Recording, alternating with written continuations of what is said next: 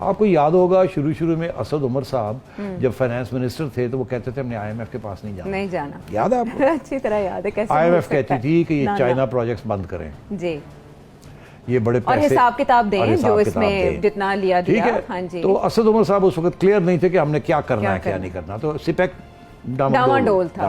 हाँ।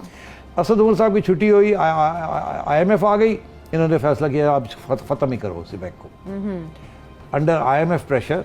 और ये मियाँ साहब का कि जी उनके प्रोजेक्ट्स हैं, पंजाब में ये हो रहा है, छोड़ो पर इनको। तो सिर्फ सिविलियन गवर्नमेंट का ये डिसीजन था? ये इमरान खान का, इमरान खान साहब का जाती फैसला था कि इसको रोल बैक कर दो, इसको रोल बैक कर दो, फ्रीज कर दो।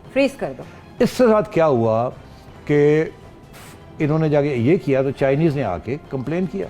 किसको?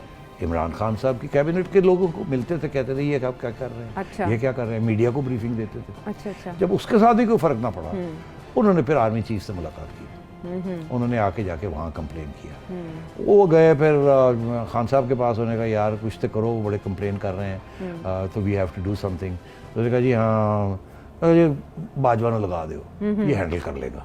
अच्छा, ठीक है। ये इसलिए हुई तैनाती? हाँ। अच्छा, आसिम को लगा दिया वहाँ। ठीक है। ये अभी नए रिटायर हुए थे स्कोर कमांडर सदर्न कमांड, उधर का तजुर्बा भी था। हाँ, और ये आ गए और इन्होंने आके ये बन गया, एक ऑर्डिनेंस पास हो गया। ठीक है। बट इसीलिए जब 4 महीने गुजरे तो इन्होंने ऑर्डिनेंस को एक्सटेंड नहीं किया, क्योंकि इमरान खान साहब चाहते ही नहीं थे कि सिपेक जो है इसको चलाया जाए। अच्छा, ये भी वहीं से आया? ये वहीं से आया। अच्छा, तो ये सारी गेम है। ये गेम क्या है? मोहरा कभी आगे जा रहा है, खान साहब सिपेक को नहीं चलाना चाह रहे थे। कुछ आईएमएफ का प्रेशर था, अमरीकनों का प्रेशर था, कुछ इनका वो नवाज शरीफ वाली बात थी कि ये तो उसके प्रोजेक्ट्स हैं।